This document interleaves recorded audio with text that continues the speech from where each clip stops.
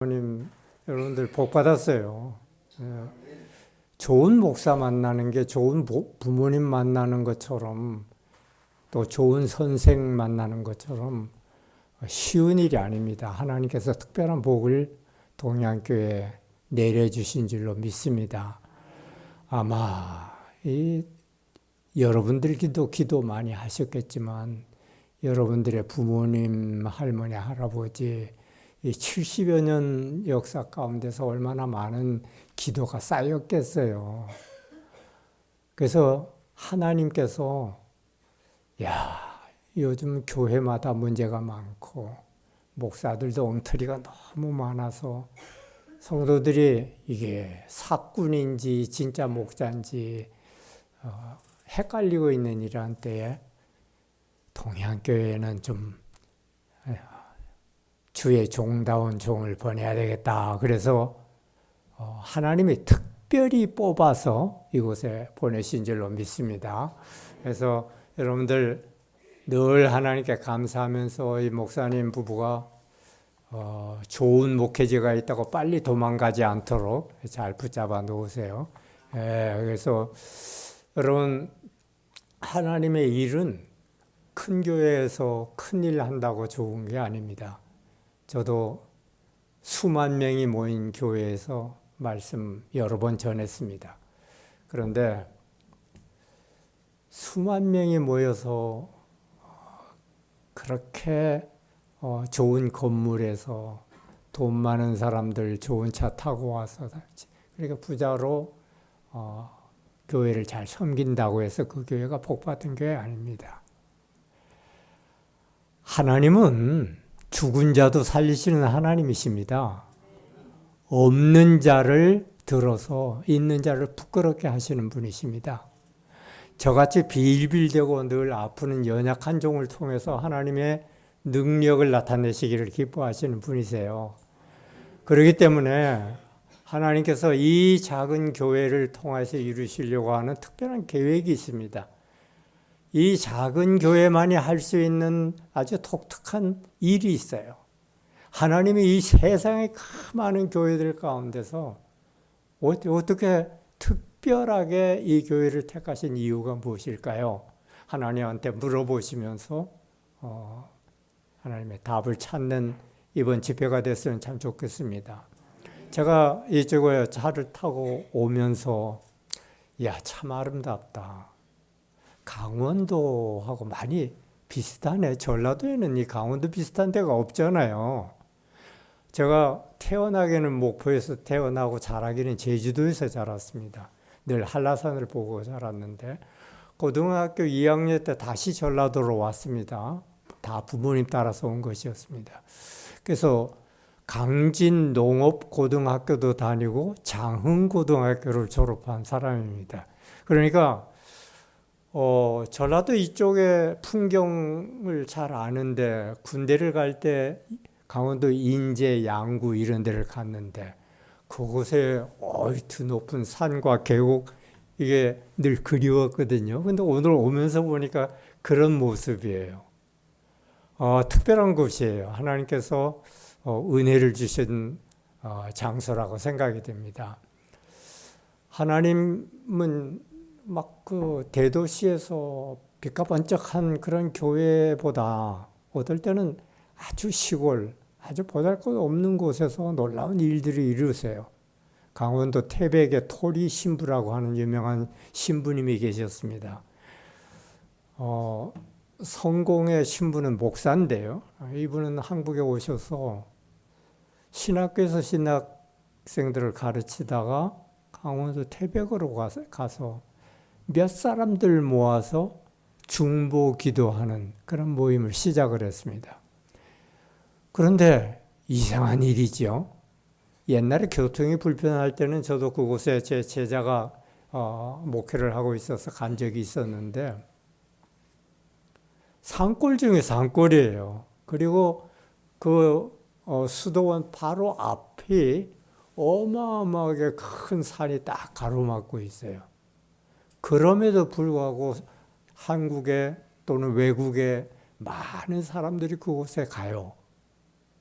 교통 불편하지, 먹을 거 불편하지, 장소 불편하지. 근데 이 동양교회는 굉장히 건물을 잘 지으셨네요. 그리고 관리를 참 잘하셨네요. 여러분들 정말 수고 많이 하셨네요. 주님의 칭찬 받으실 줄로 믿습니다. 근데 제가 무슨 말 하다가 왔다 갔다 하니까 여러분들이 잘 들으세요. 예, 나이가 아무리 목사 머리 많이 쓰고 공부 많이 하고 그러지만 80 넘으니까 이상한 짓 잘해요. 그러니까 말도 이렇게 했다 저렇게 하더라도 여러분들 머리가 좋으시고 목사님 뭐 새벽 기도에도 나와서 열심히 배운다고 그러니까 잘 정돈해서 들으세요. 제가 지금 무슨 얘기하고 있느냐. 작고 힘들고 어려운 환경이라고 하더라도 하나님은 그곳에 하나님의 사람이 있고 그곳에 정말 말씀이 있고 기도하는 사람이 있으면 그곳을 사용한다는 그 얘기를 지금 하려고 하는 거예요. 그 토이 신부가 그렇습니다. 그런데 또 제가 젊은 날 많은 영향을 받은 사람 가운데 미국 사람인데 스위스에 가서 선교사 생활을 한 사람이 있습니다. 쉐이퍼 박사라고 하시는 분인데 제가 그곳에 가서 우리 가족이랑 한 달 동안 생활을 한 적이 있습니다. 이곳은요, 여기 올 때 길 꼬불꼬불한 거 이건 비교가 안 돼요. 거기는 정말 험한 곳인데 스키장으로 올라가는 그곳에 막 꼬불꼬불꼬불꼬불 그런 그 산으로 오르락 내리락 하면서 사람들이 찾는데 이곳에서는 전 세계 사람들이 거기까지 찾아옵니다. 불편한 거 상관없어요. 장소 험한 거 상관없어요. 그곳에 하나님의 사랑이 있고 하나님을 진실하게 의지하는 사람이 있고 그것에 정말로 하나님의 뜻을 섬기기 위해서 한 사람의 잃은 양을 위하여서 생명을 바치고자 하는 하나님의 사람이 있으면 하나님은 그곳을 쓰신다는 거예요. 자, 이러다가는 서론이 너무 길어서 오늘 밤을 새야 될는지 모르는데 1시간 내로 설교를 끝내라고 저한테 얘기를 했어요. 여러분들 많이 피곤하시니까 그 다음부터는 졸기를 잘하시니까 1시간 넘지 말라고 그래서 1시간 안 넘을 테니까 걱정하지 마세요. 그리고 졸고 싶은 사람들은 마음껏 조세요. 졸더라도 텔레비전 보다가 조는 것보다는 하나님의 말씀 들으면서 졸면 성령께서 임하셔서 졸면서도 은혜 받을 줄로 믿습니다. 부흥사경회, 그냥 부흥회라고 이름하시나요? 그렇게도 얘기하고 부흥사경회라고도 하고, 부흥이라는 말이 무슨 뜻인 줄 아십니까? 다시 살아난다는 말이에요. 여러분들이 수박을 많이 재배한다고 들었는데 감으로 봐요. 이파리 줄기 다 누렇게 말라버리잖아요. 그러다가 담벼가 내렸습니다. 어떻게 바뀌죠? 파릇파릇하게 다시 살아나죠? 그 다시 살아나는 거, 이걸 부흥이라고 합니다. 그러면 우리는 식물이 아니고 사람인데 어떻게 다시 살아나요? 육체는 그대로인데 우리의 영혼이 하나님을 떠나서 있으면은 점점 메말라져요. 사랑이 없어져요. 하나님 너무 멀리 계신 분 같아요. 성경 말씀 잘 안 보게 돼요. 주일날 와서 말씀 들어도 감동이 별로 없어요. 기도하기 싫어요.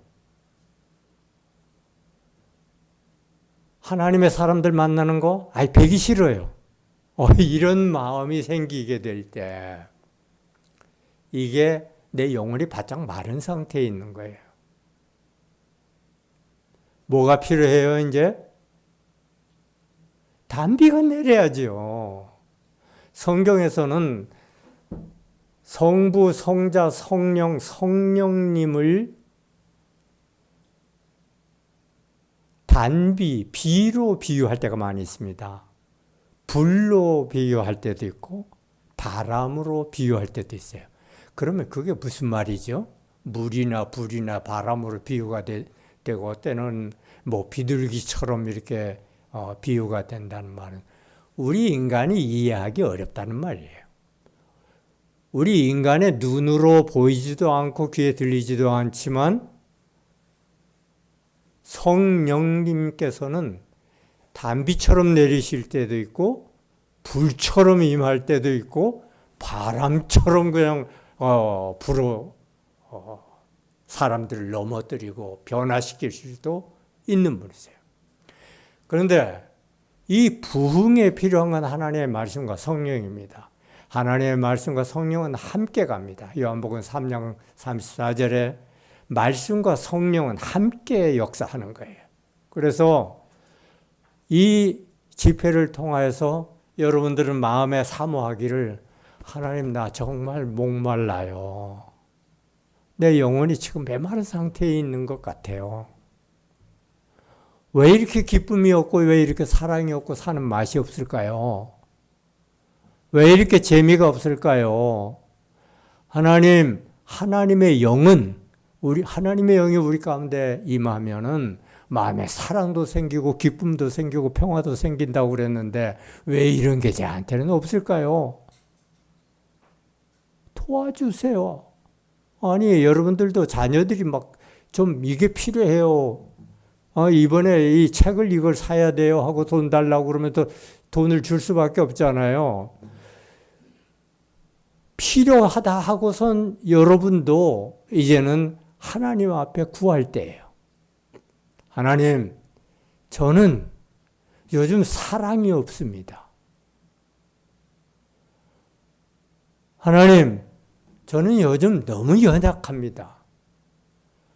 나 마음이 너무 우울해져요. 자식들도 다 떠나고 뭐 부부도 그냥 사이가 그저 그런 것 같고 어떻게 해요?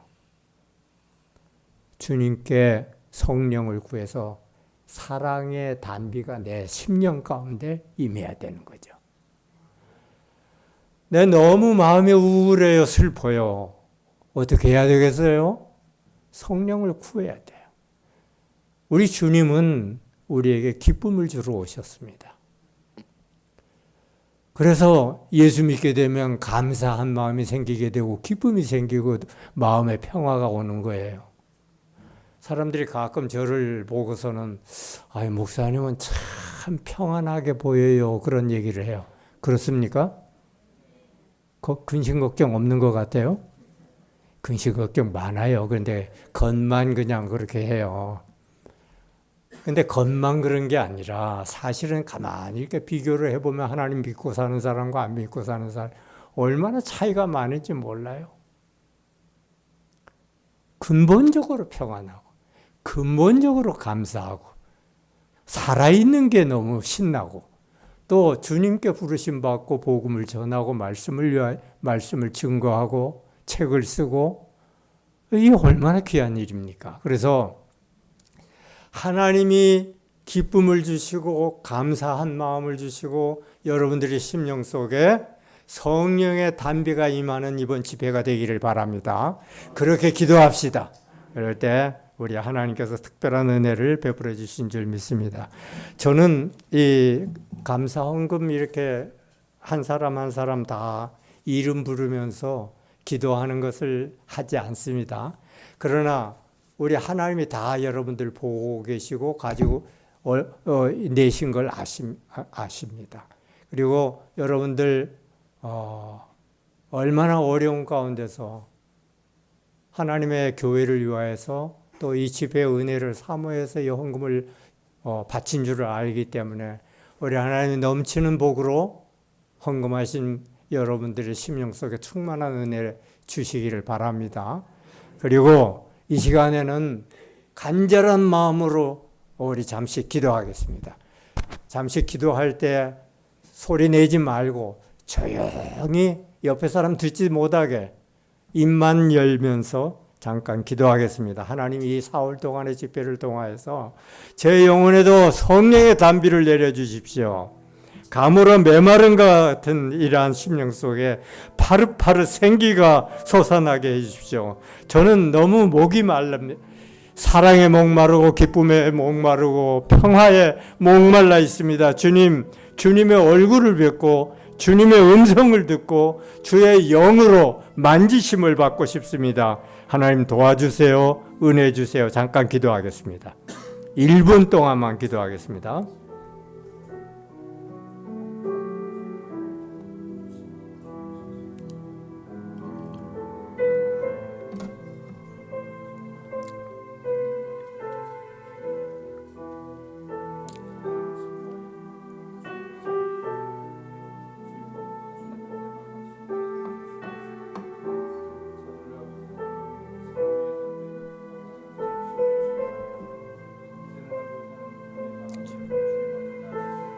주여,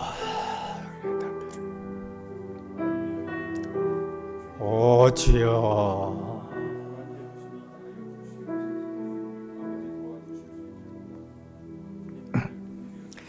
예수 믿는 게 왜 그리 좋은가요? 오늘 저녁에는 가장 기본적인 것을 한번 짚고 넘어가려고 합니다.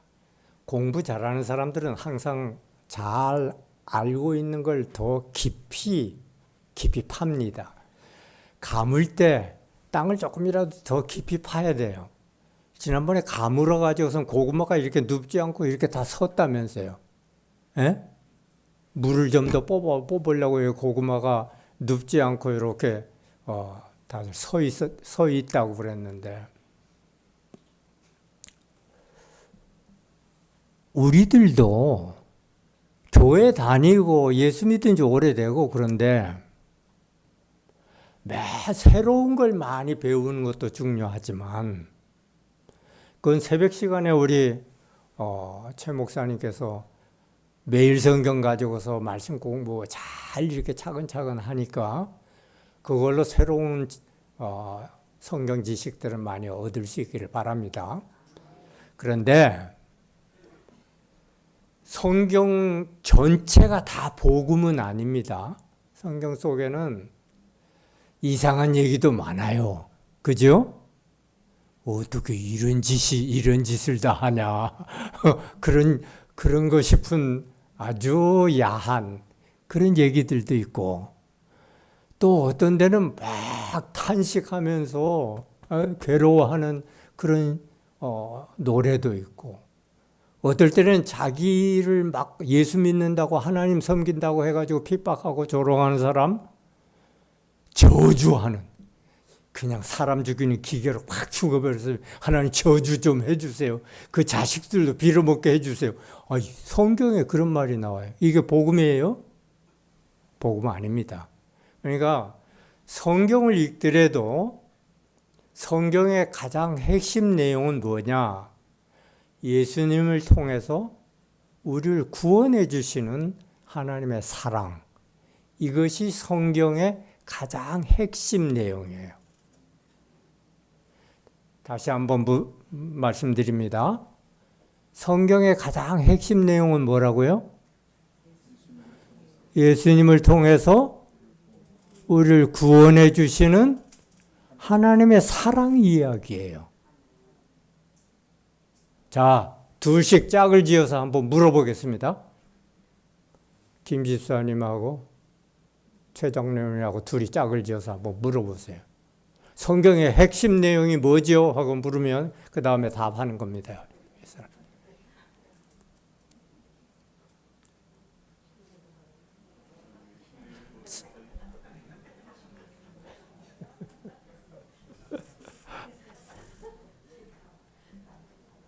성경의 핵심 내용은 뭐라고요?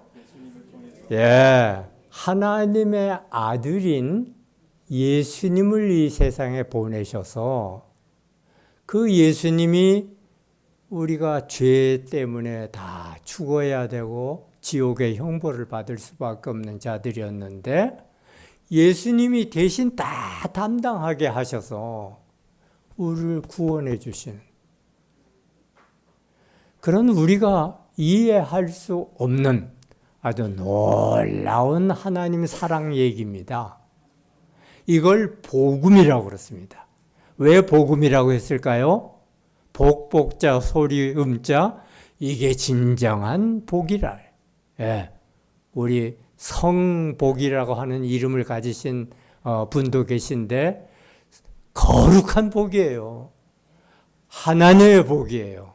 이 하나님의 복이 뭐라고요? 바로 예수님을 통하여서 믿는 자에게 구원을 주시는 하나님의 사랑과 능력에 대한 이야기, 이것이 복음입니다. 이 복음을 확실하게 붙잡고 성경을 읽어 나아갈 때, 이것은 지금 인간이 이렇게도 죄악되구나. 왕들이 이렇게 더러운 짓들, 나쁜 짓들, 우상숭배 정말 더러운 짓 많이 하네. 그러면 하나님이 다 보시기에 악하네. 그런 가운데서도 다윗을 본받아 가지고선 믿음으로 사는 그런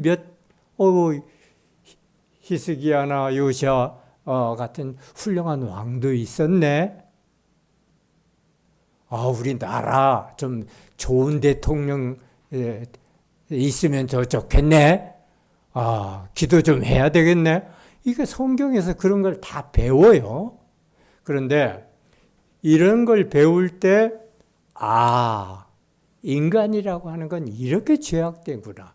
인간은 이렇게 하나님 떠나길 좋아하는구나. 이렇게 가만히 인간의 본성이 아주 사악해서 못된 자식이 맨날 엄마 아빠 저희 마음을 괴롭히기만 하듯이 그냥 하나님 안 믿으려고 하는구나. 그런데 이런 소망 없는 인간들을 하나님께서 버리지 아니하시고 포기하지 아니하시고, 내가 낳은 자식이니까 어떻게 할 거야? 내가 품어야지 하고선 엄마가 불효자식과에 돌봐주듯이 그런 사랑을 베푸는 거예요. 그래서 이번 기회에 먼저 오늘 저녁에 우리가 정말 믿는 복음의 핵심이 무엇인지 잘 알지만 새롭게 하는 그런 시간이 될 수 있기를 바랍니다. 왜 예수 믿는 게 좋은가? 첫째는 예수님이 그리스도다 하는 게 기독교 복음의 핵심이에요. 그리스도가 구원자고 왕이시다 그런 뜻이거든요. 그래서 그리스도라는 말을 한자 말로 기독 그렇게 해서 그리스도교가 기독교예요. 그래서 예수가 그리스도다 하고서 사도행전에 보면 사도들이 나가서 복음을 전파하는데 그 핵심 내용이 바로 그거예요. 예수님이 그리스도다. 나의 구주, 나의 구세주, 나의 왕, 나의 주인. 그런데 어떨 땐 실감 잘 안 날 때가 있어요. 특별히 이스라엘에는 양들을 치는 목자들이 많이 있었는데 어떻게 하면 예수님께서 그들을 잘 이해할 수 있도록 설명할 수 있겠나? 하나님의 지혜로 전한 말씀이 내가 바로 선한 목자다. 나는 양들을 너무 잘 알고 양들이 지금 목이 마른가 배가 고픈가, 양들이 지금 피곤한가 아니면 행복한가, 양들이 제 길로 가고 있는가 아니면 곁길로 가는가 잘 아는 선한 목자라는 거예요. 우리 인간들의 문제는 여러 가지가 있지만 첫 번째는 잘 알지 못하는 게 많아요.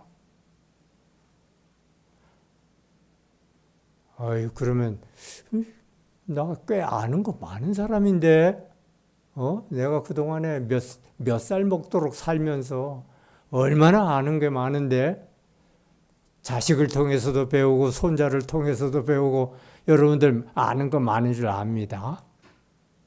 그럼에도 불구하고 사람의 이 머리로서 알 수 있다는 건 너무 쬐끔해요. 공부 많이 한 사람이 요만큼 알면 모르는 게 요만큼 되고, 아는 게 이 예배당만큼 넓어지면 모르는 게 이 예배당처럼 많아지고요.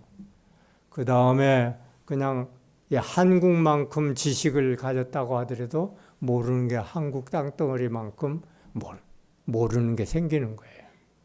그런데 제일 큰 문제는 뭐냐? 수학을 잘 모르고 또 한글을 잘 모르고 그런 게 문제가 아니라 하나님을 몰라가지고 나를 창조합니까? 누군지 마치 부모를 알지 못하는 자식 비슷한 거예요. 그러면 우리가 알 수 없는 게 여러 가지가 있지만 하나님도 알지 못하지만 나 자신도 알지 못하는 거예요.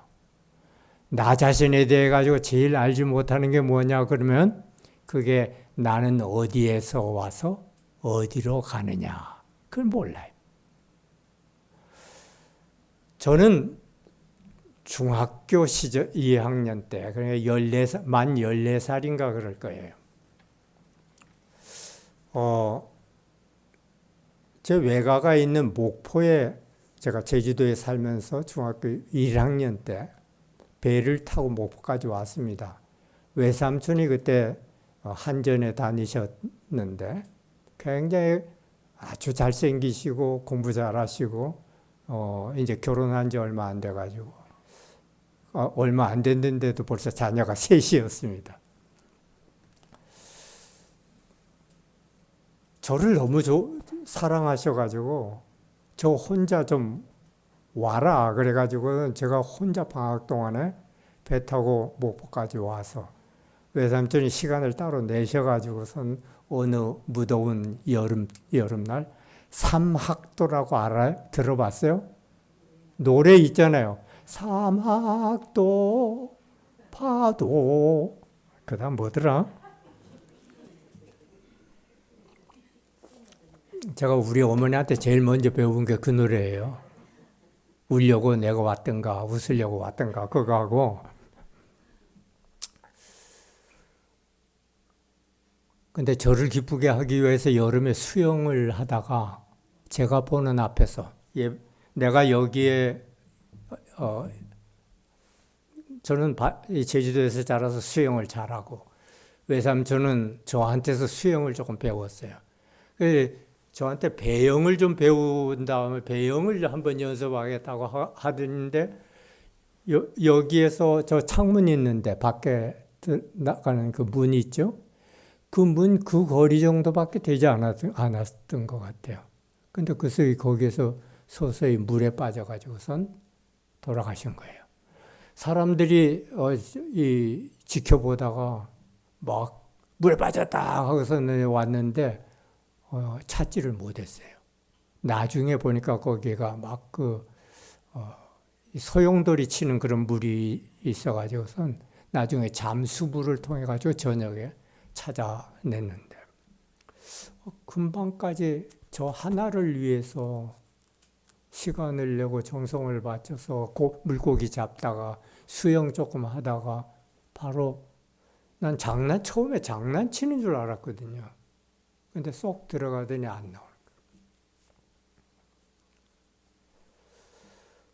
근데 한여름이었기 때문에 그 이튿날 되니까 거기에 놓여놨는데 벌써 냄새가 나기 시작해요. 막 사람들이 파리약 뿌리고 그랬어요. 그리고 그 이튿날 바로 무덤에다가 묻었는데 그쪽에 목포 그쪽 땅이 아주 그 황토가 많았던 것 같아요. 그래서 관 위에다가 저도 삽으로 황토를 이렇게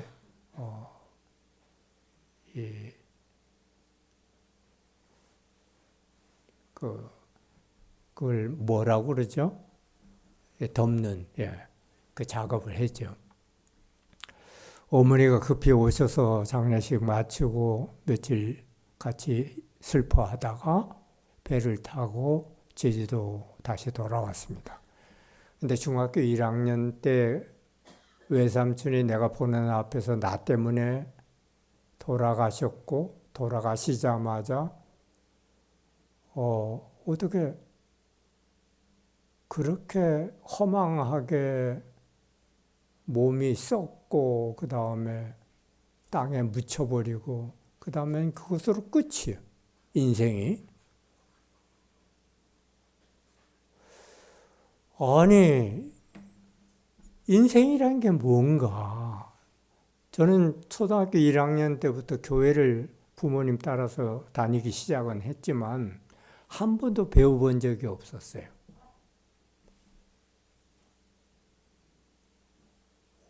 도대체 우리 외삼촌이 어디서 와서 어디로 갔나? 그냥 어머니 뱃속에서, 외할머니 뱃속에서 나와서 그냥 흙으로 돌아간 그것이 인생인가? 그렇다면 얼마나 허망해? 살 필요가 뭐 있을까? 이렇게 우리가 열심히 노동하는 것은 무엇 때문에 하는 것이고, 자식들을 공부시키느라고 애쓰는 건 또 무엇 때문이고. 도대체 아무런 의미가 없는 거예요. 그래서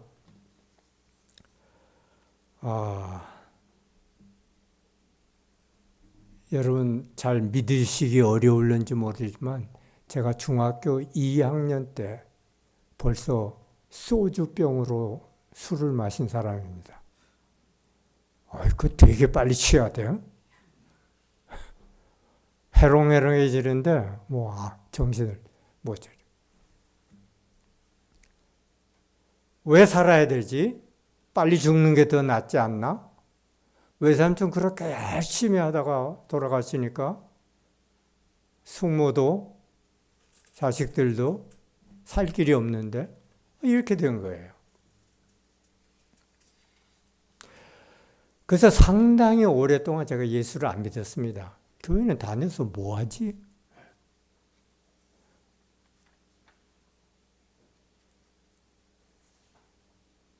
그러다가 미국인 여자 선교사가 그때 광주에 와서 성경을 가르치고 또 아주 좋은 그 젊은이들이 모이는 곳이어서 제가 그곳에서 성경 배우다가 예수님이 이런 분이셨구나. 성경은 내가 어디서 와서 어디로 가는가 그거 알려주는구나. 배웠어요. 여기 여러분들 그림을 한번 보세요.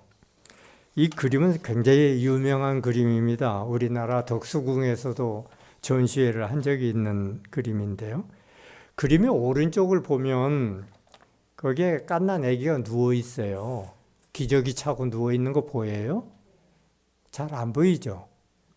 희미하게 보일 거예요. 그래서 태어나서 자라가지고 이런저런 일, 그 가운데 과일 따고 있잖아요. 일하는 겁니다. 일해서 먹고 살고 또 자식도 낳고 또 저쪽에 우상도 희미하게 보여요. 퍼렇게 우상 숭배도 하고 또 이런 짓 저런 짓 많이 하는데 나중에 제일 마지막 왼쪽의 끝에는 그 아기가 자라가지고 어떻게 됐어요? 할머니가 된 거예요. 그 옆에 새가 그려져 있는데 그 새는 뭘 의미합니까? 날아갈 걸 의미해요. 죽을 걸 암시하는 그런 그림이거든요. 그래서 이 고갱이라고 하는 사람이 이거 내 사복음서 쓴 것보다도 내가 이 그림 하나가 더 중요한 복음을 증거하는 그런 내용이다 하고선 얘기를 한 적이 있다고 그러는데 인생에 알 수 없는 겁니다. 그런데 선한 목자는 그걸 알려줘요. 내가 그냥 어머니 뱃속에서 나와서 무덤으로 가는 건 눈에 보이는 것이고 눈에 보이지 않는 영혼은 온 우주 만물을 창조하시고 사람을 창조하신 하나님에게로부터 와서 이 땅에서 7, 80년 길면 120까지 살다가 그 다음에 다시 우리 영혼이 생명의 주인이신 하나님께로 돌아가는 거예요. 우리는 이것만 생각해요. 외삼촌이 왔다가 돌아가셨다 그것만 생각했는데 그게 아니라 하나님으로부터 와서 30년, 120년 이렇게 살다가 그 다음에 다시 하나님께로 돌아가는. 이 길을 예수님이 알려주셨어요. 그래서 예수님께서 뭐라고 하셨냐면 너희들은 어디서 와서 어디로 가는지를 알지 못하지만 나는 알고 있다. 그렇게 말씀하셨어요. 그래서 내가 길이요 진리요 생명이요 이렇게 말씀하실 때 내가 진리의 길을 알고 생명의 길을 안다. 그래서 나를 따르라. 이 양들은 100번을 똑같은 길을 왔다 갔다 해도 목자가 없으면 또 길을 잃어버린대요. 그런데 선한 목자이신 우리 주님께서 친히 길이 되시고 우리에게 안내자가 되시고 우리를 도와주세요. 어제 제가 터미널에 딱 내리니까 우리 최 목사님이 딱 오셔가지고선 저를 길을 안내하셨어요.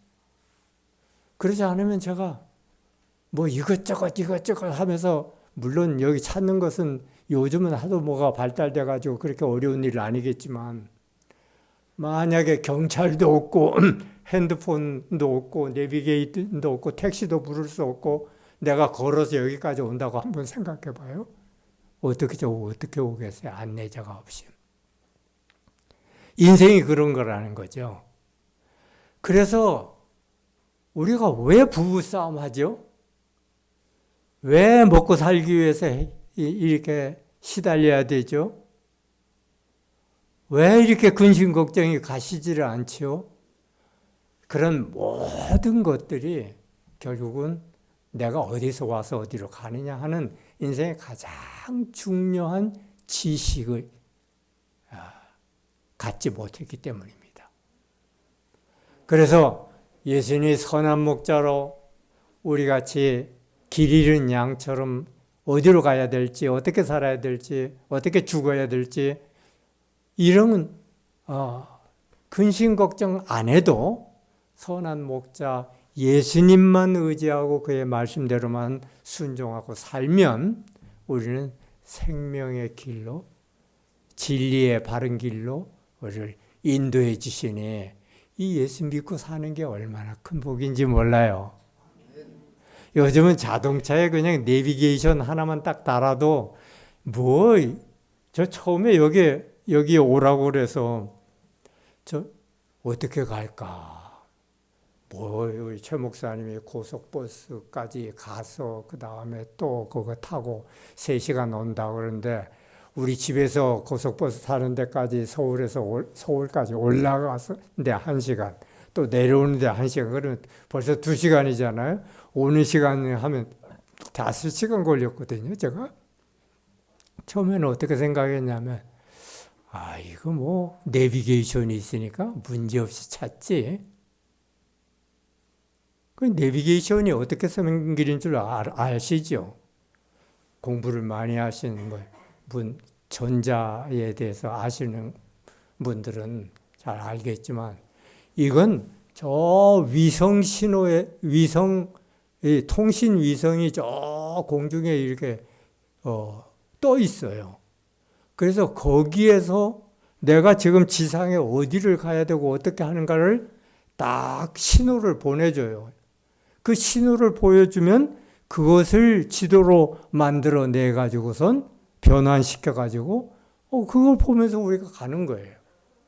우리 인생길도 그렇습니다. 저 위성에서 신호를 보내듯이 위에서부터 선한 목자 예수님, 우리 하나님 아버지께서 너 이렇게 살아라 하고 그때마다 말씀 주시고 성령께서 내 마음 가운데 음성을 들려주시기 때문에 우린 거기 따라서 살면 되는 겁니다. 얼마나 좋습니까? 그래서 주님은 선한 목자시고 우리는 착한 양이 되면 됩니다. 자, 다 같이 따라서 합시다. 주님은 선한 목자, 나는 착한 양. 예, 그렇게만 하면 돼요. 그런데 옆에서 유혹이 많고 여러 가지 문제가 많으니까 그냥 떠나려고 그러는데 주님 음성인지 이게 도둑놈 음성인지 사기꾼 음성인지 요즘 전화로 해가지고 그 보이스 피싱이라고 하는 뭐 어디에다 투자하고 뭐 어떻게 하면 돈을 많이 준다고 뭐 벌 수 있다고 그래가지고선 사기치는 사람들 많잖아요. 그런 음성은 들어서는 안 돼. 이게 하나님의 음성인가 아닌가? 이게 예수님의 음성인가 아닌가? 분간할 수 있어야 돼요. 그러려면 어떻게 해야 될까요? 아니, 내가 오늘 제 아내하고 전화를 했거든요. 딱 하면 목소리만 들으면 신호가 뜨든 안 뜨든 상관없이 56년 동안 우리가 같이 살았으니까 목소리가 그냥 다 아무리 딴 사람이 흉내 내려고 하더라도 흉내를 낼 수가 없어요. 그 사람의 음성을. 그처럼 우리도 성경 말씀으로 잘 훈련받아요. 우리 최 목사님이 성경 잘 가르치시는 분이세요. 그러니까 말씀 잘 들으면서 살면 그러면 선한 목자 음성을 따라서 가게 되는데 선한 목자 따르면 좋은 게 많아요. 뭐가 많을까요? 양들이요. 풀밭을 잘 찾지를 못해요. 이스라엘 땅은 너무 험해가지고선 그 초장이 풀밭이 가서 풀을 뜯어 먹어야 되는데 풀밭을 찾지를 못하는데 거기로 인도해 주세요. 풍성하게 먹게 만들어 주세요. 목마른 거 어떻게 감당을 해요? 시냇물로 인도해 주세요. 그래서 우리 양들은, 우리 인간들은 근본적으로 뭔가 부족한 사람들이에요. 다 결핍 상태에 있어요. 너무 가난해요. 돈 풍성히 많았으면 좋겠는데 돈 별로 없잖아요. 돈 많은 분 계세요? 돈 많은 사람들도요. 조금 더 많았으면 그렇게 생각해요. 절대로 만족이 없습니다. 그런데 선한 목자는 우리들에게 풍성하게 먹을 것을 주세요. 여러분 이 사진 보세요. 이거 무슨 사진인 것 같아요? 언제 사진인 것 같아요? 예? 나이 드신 분들 다 알잖아요. 혹시 여기에서 6.25 때 밥 굶어 본 분 계세요? 손 들어봐요. 몇 번이나 굶으셨어요? 많이 굶으셨어요? 저도 42년생이니까 만 8살 때 6.25가 시작돼가지고 3년 동안 여기 했는데 우리 아버지가 정규회사에 다니셨기 때문에 잘 사는 편이었어요. 제주도에서도. 그런데 어떨 때는 그 쌀을 피난민들이 워낙 많이 왔는데 쌀을 싣고 오는 그 LSD라고 하는 함정이 제주도에 와야 되는데 뭐 무슨 사정으로 전쟁 때문에 파도 때문에 뭐 태풍 때문에 늦어지잖아요. 음식이 없는 거라. 그래서 죽만 한 배 얼마 동안 먹은 적 있고 어떨 때는 그 미국에서 그 돼지 먹는 옥수수 사료 그런 걸 먹고 정말로 그때를 생각하면은 그래서 제가 이렇게 연약한 제일 큰 이유 중에 하나도 어렸을 때 잘못 먹어서 그래. 어머니 뱃속에 있을 땐 일본 놈들, 그 일본 놈이라고 하면 안 되는데 그 일정 시야에서 우리 어머니가 너무 무식하셔가지고 그때 임신하면서 잘 먹어야 된다는 걸 잘 모르셨대요.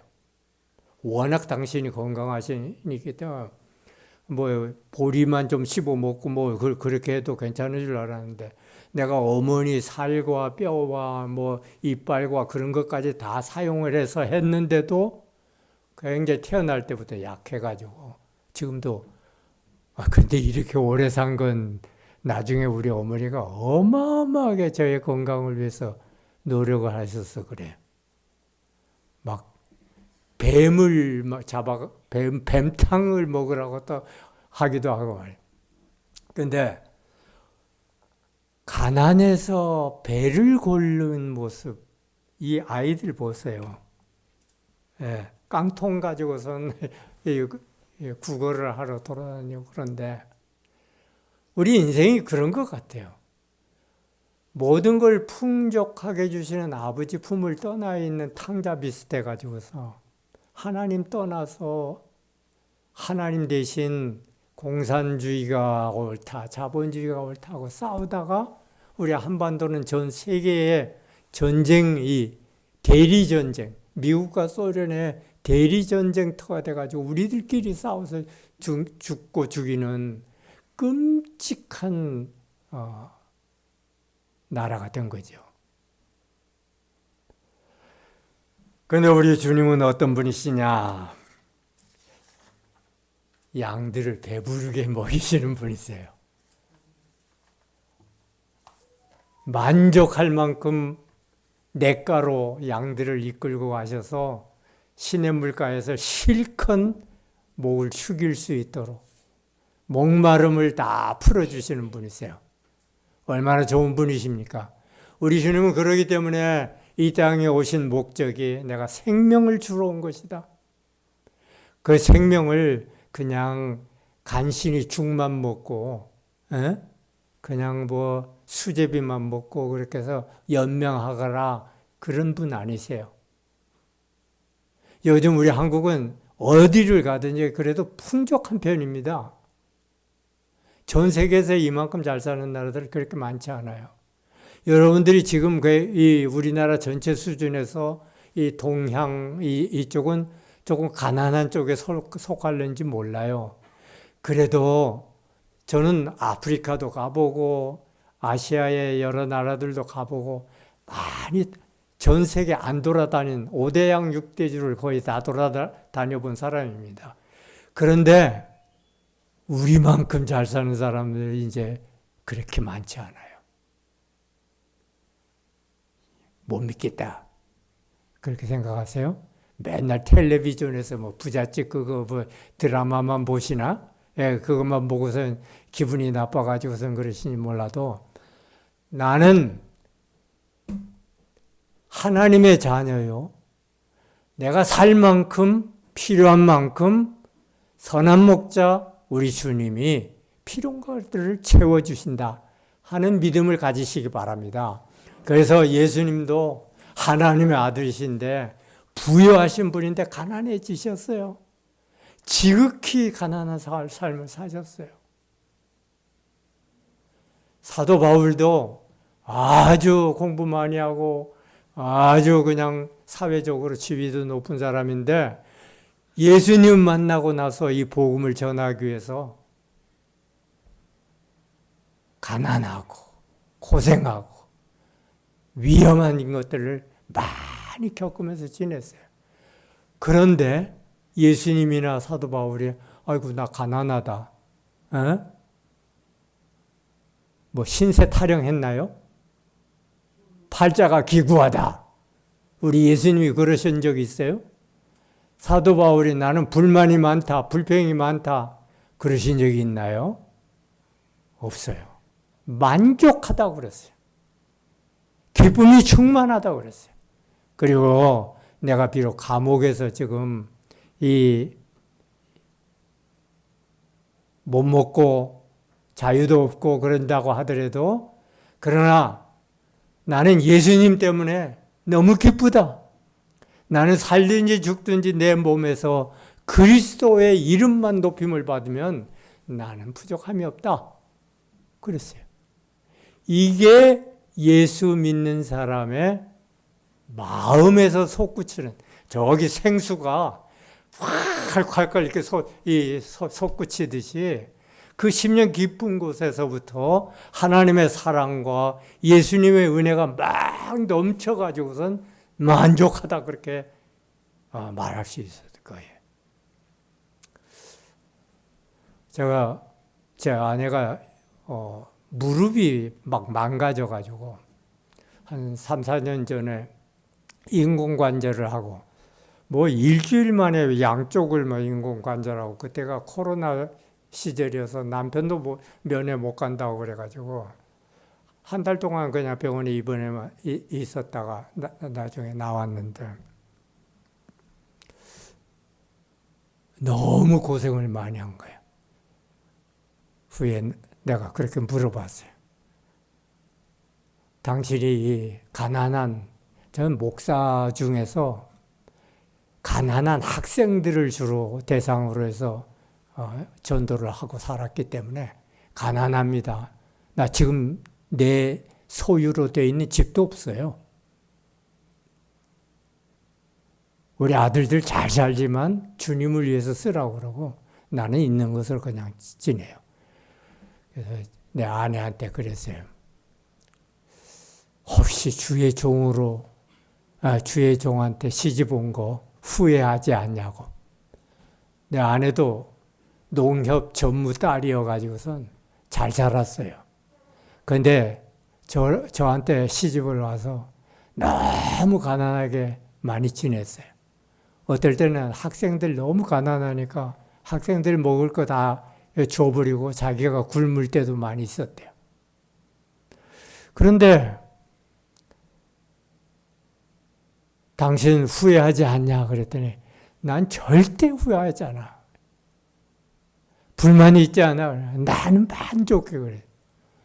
예수님 때문에 얼마나 많은 풍성한 은혜를 얻었고 이 땅에서 나그네 인생 마치고 나면 그걸로 끝나는 게 아니라 나는 주님을 만난다는 그런 소망이 있기 때문에 만족한다는 표현을 쓰더라고.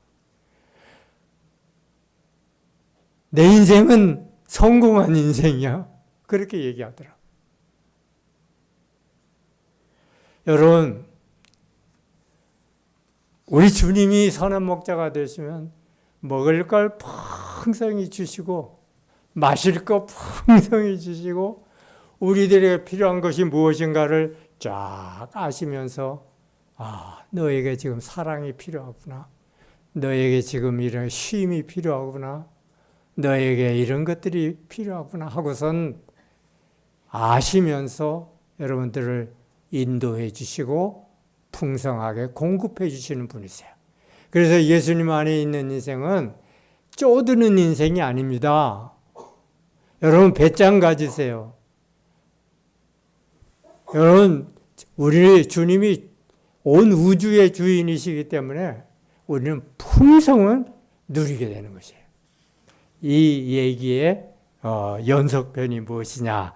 그게 바로 예수 믿으면 우리가 하나님의 자녀가 되기 때문에 예수 믿는 건 정말 좋은 일입니다. 자, 요한복음 1장 12절에 보면 이런 말씀이 있습니다. 예수님을 영접하는 자, 참 빛이신 예수님을 믿는 자, 그 사람은 하나님의 자녀가 되는 권세가 주어진다. 한 목소리로 한번 읽어볼까요? 시작. 영접하는 자, 그 이름을 믿는 자들에게는 하나님의 자녀가 되는 권세를 주셨으니. 여러분, 인생은 부모 잘 만나야 되죠? 그런 생각 같습니까? 우리 부모님이 너무 가난하기 때문에 나도 한평생 가난하게 살아야 그런 분들도 계실 거예요. 그런데 우리의 진정한 부모는 하나님 아버지십니다. 우리는 예수님이 이 땅에 오셔서 이 예수님을 우리가 마음 가운데 구주요, 왕으로, 남편으로 또 나의 선한 목자로 영접하면 예수님의 씨가 내 안에 들어오면 내가 점점 믿음이 자라면서 하나님을 아버지라고 부를 수 있게 되는 거예요. 하나님이 나를 어마어마하게 사랑하시는 분이시구나 하는 걸 알게 돼요.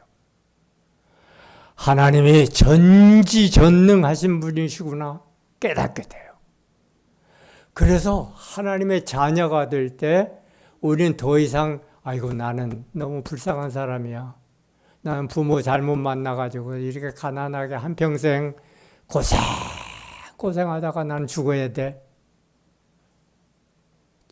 노인이 되어서도 나는 힘들고 누가 돌봐주는 사람이 없고 힘들고 나는 이렇게 살아야 된 이런 자기를 불쌍하다고 생각하는 자기 연민의 마음 이런 것들이 싹 사라집니다.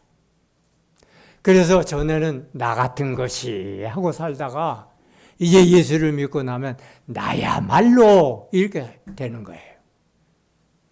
자, 다 같이 나야말로 하나님의 아들이야, 하나님의 딸이야. 딸이야를 먼저 안 하니까 화가 난 것 같은데 소리가 작은데 나 예수 믿으니까 하나님의 딸이야. 다 같이 하나님의 아들이야. 그러니까 더 이상 나 같은 것이 그런 생각하지 마세요. 그러면 하나님이 되게 싫어하세요. 주려고 했다가도 뺏어버려요.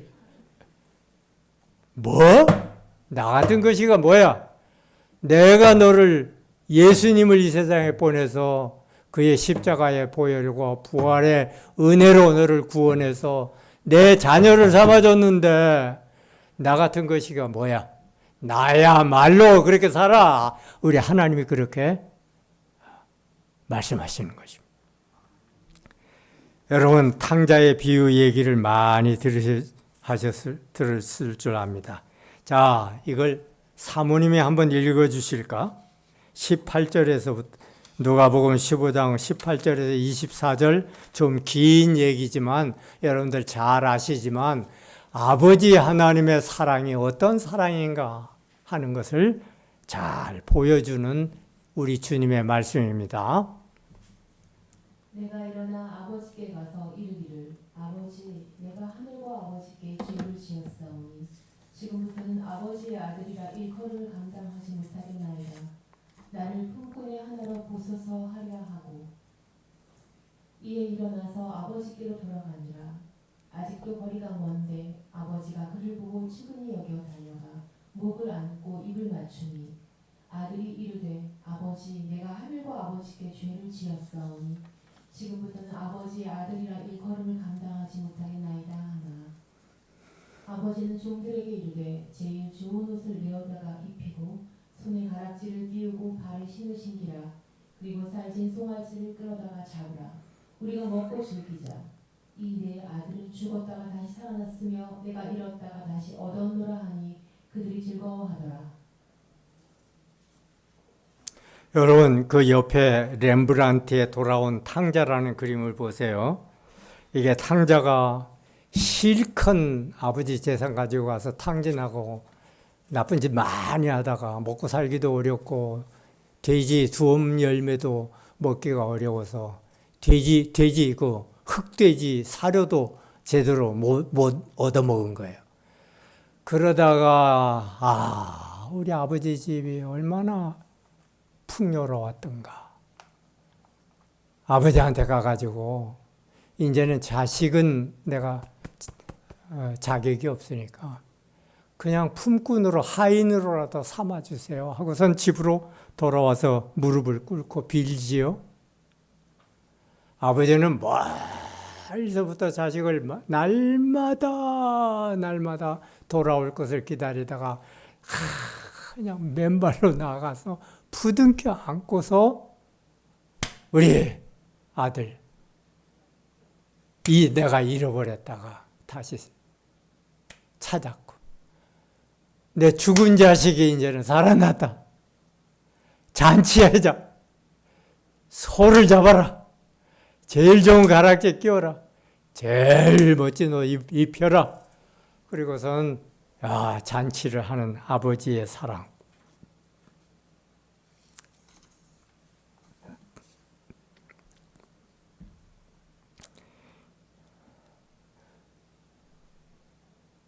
여러분, 하나님은 여러분 사랑하십니다. 아버지가 나간 자식을 기다리듯이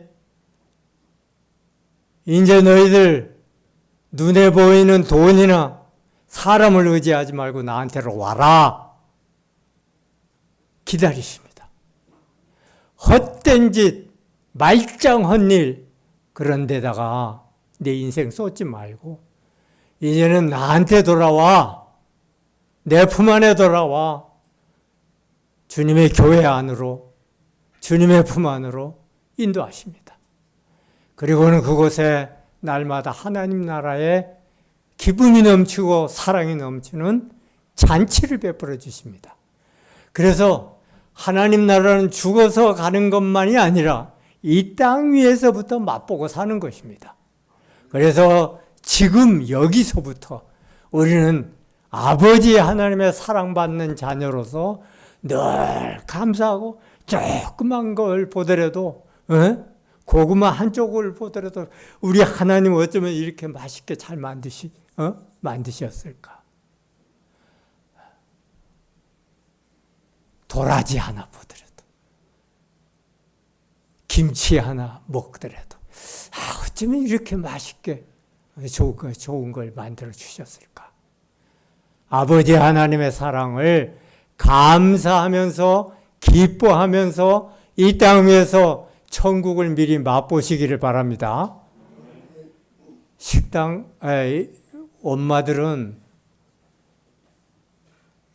식구들 맛있는 걸 마련을 할 때 부엌에서 먼저 만들어 보고 조금 맛을 보잖아요. 그거 비슷해요. 하나님 나라는 너무 풍성하고 너무 맛있고 너무 화려해요. 그러나 이 땅 위에서도 우리는 조금씩 맛보게 하는데 그 하나님 나라에 가장 가까운 데가 어디냐? 그게 주님의 교회예요. 주님의 교회를 그렇게 만들어 나가야 돼요. 그곳에 하나님의 딴 게 다 부족하더라도 선한 목자 예수님이 높임을 받고 하나님의 사랑이 풍성하고 성도들끼리도 우리 한 아버지의 형제 자매니 배기 싫어도 용서하마. 너 나한테 이렇게 말로 눈짓으로 행동으로 너 너무 이기적으로 자기중심적으로 그렇게 해서 나에게 상처를 줬지만 내 상처는 예수님이 다 치유해 주시고 나도 너를 그냥 용서하마. 그렇게 지낼 수 있는 게 바로 주님의 교회입니다. 주님의 가족입니다. 그래서 우리가 하나님의 자녀로서 살게 될 때 하나님 나라를 상속받게 됩니다. 저는 우리 아버지한테서 상속받은 게 없어요. 그 대신 교육을 상속받았어요. 나는 우리 아들들한테 뭘 상속을 해줄까 그래서 애들이 옛날에 1억 불 정도만 부채를 남겨도 괜찮겠다고 그랬어요. 나는 주의 종이라 돈 많이 쌓아놓은 게 없고 돈을 많이 써야 되니까 우리 자식한테 빚을 남겨주려고 지금 계획하고 있어요. 다 갚을 능력이 있어요. 그런데 우리 하나님은 절대로 그런 하나님이 아니십니다. 온 우주를 창조하신 하나님이세요.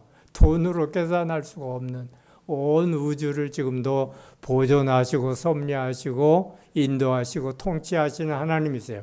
그렇기 때문에 이 하나님의 자녀가 되어서 유산으로 뭘 받느냐? 돈 5천만 원? 아닙니다. 뭘 유산으로 받아요? 영생을 유산으로 받고 하나님 나라를 유산으로 받는 것입니다. 이건 너무나 엄청난 것이어가지고 우리가 상상할 수가 없는 일이에요. 제가 병원에 지난번에 암 때문에 수술받고 오른쪽 신장 하나 콩팥을 떼어냈거든요. 그 다음에 병원에 얼마 동안 입원해 있었는데 어이구 병원비가 얼마나 많이 나왔는지 깜짝 놀랐어요. 근데 내가 잠깐 더 살려고도 병을 해도 돈이 이렇게 많이 드는데 영생할 땐 돈이 얼마나 많이 들까? 계산이 될까요? 우린 영생 얻은 자들입니다. 영생을 하나님 나라에서 누리게 될 사람입니다. 이걸 하나님이 우리에게 상속을 주신 거예요. 그래서 우리는 부자들입니다. 지금은 조금 가난할 수 있어요. 그러나 우리 주님 다시 오시고 우리가 이 땅에 나그네 인생 마치고 주님께로 갈 때 우리는 어마어마한 하나님 나라에 하나님께서 우리들 거할 수 있는 집을 다 마련해 주시고 우리를 환영하시고 축복의 하늘 잔치를 열어주시는 분이십니다. 예수님이 도대체 우리 위해서 무슨 일을 하셨길래 예수님을 영접하면 그렇게 하나님의 자녀로서 영생하고 하나님 나라를 누리는 이런 축복을 맛보게 될까요? 예수님이 바로 우리의 죄를 대신해서 죄 없으신 예수님이 세상 죄를 지고 가는 하나님의 어린 양으로 내가 죽어야 할 죽음을 대신 죽으시고 십자가에서 피 흘려 죽으셨기 때문입니다. 그리고 나의 죄를 다 용서해 주셨기 때문입니다. 내가 과거에 지었던 죄책, 지금도 죄의 속박 속에 있는 못된 습관, 그리고 앞으로 받을 죄 때문에 받을 모든 벌, 이런 모든 죄 때문에 짊어져야 될 짐들 다 우리 주님이 십자가에서 대신 다 져주셨습니다. 그리고 죽은 자 가운데 다시 살아나셔서 우리에게 영생을 주셨습니다. 사망이 우리들에게 없습니다. 이 땅 위에서 우리가 육체적으로는 죽지만 육체의 죽음이라고 하는 것도 잠자다가 깨는 것 같은 그런 것과 마찬가지다.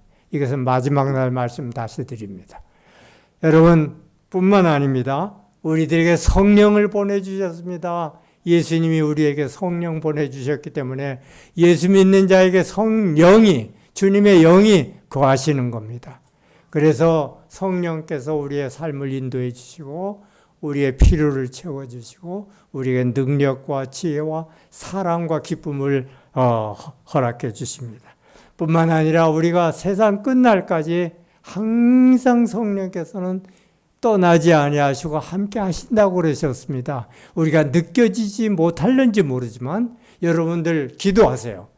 성령님이 나에게 지금 함께 하고 계시는가 아닌가 믿지 못하겠는 사람은 약속을 의지하고 기도하세요. 누가복음 11장 13절에 보면 악한 자라도 자기 자식에게는 좋은 것을 줄 줄 알거든 하물며 하늘 아버지께서 구하는 자에게 성령을 주시지 않겠느냐 그랬어요. 그러니까 하나님 성령이 내 안에 오시기를 구합니다. 그러기 전에 주님의 십자가의 피로 내 죄 다 사해 주신 줄을 믿고 감사를 드리고 예수님이 부활하셔서 나에게 영생 주신 것 감사 먼저 기도하시고 그 다음에 성령을 구하세요. 성령이 내 안에 오시옵소서 하고 구하고 그 다음부터는 왔는지 안 왔는가 뭐 방언을 해야만 성령 받는 거냐? 그거 아닙니다. 조용히 비둘기같이 오십니다. 불같이 임하실 때도 있지만 세미한 음성으로 오실 때도 있습니다. 그렇기 때문에 예수님이 내 안에 성령을 부어주셨기 때문에 성령께서 나와 함께 하신다는 걸 믿게 될 때 더 이상 외롭지 않고요. 더 이상 슬프지 않고요. 더 이상 과거의 상처에 시달리지 않고 앞날에 대한 두려움에 시달리지 않습니다. 성령이 주님의 영이 나와 함께하기 때문입니다. 이 주님을 믿으시고 하나님의 자녀된 우리들은 나야말로 하나님의 자녀야 하는 마음으로 살 수 있기를 바랍니다.